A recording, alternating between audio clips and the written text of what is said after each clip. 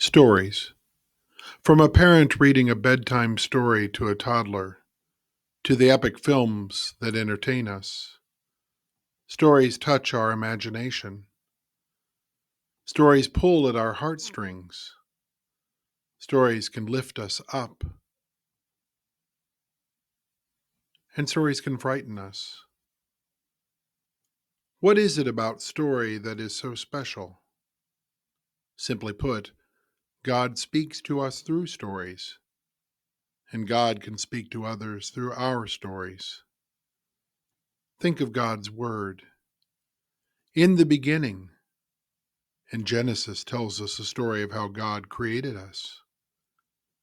Think of the stories of the Old Testament: Noah's Ark, the parting of the Red Sea, Jonah and the whale, David and Goliath. And then consider the greatest story ever told, of God coming to us as an infant child, and Jesus teaching us by telling us stories, parables whose deep meanings move our hearts. Remember the story of the prodigal son, or the story of the Good Samaritan.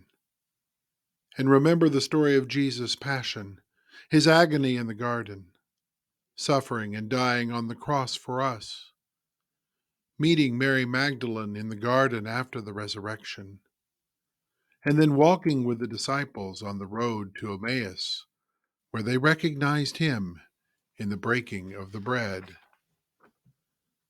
The center of our Catholic faith is retelling that story at every Mass, where once again we recognize him in the breaking of the bread.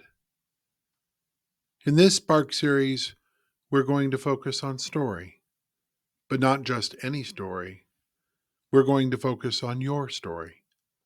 What is the story of what God has done in your life, and how you can share that story with others?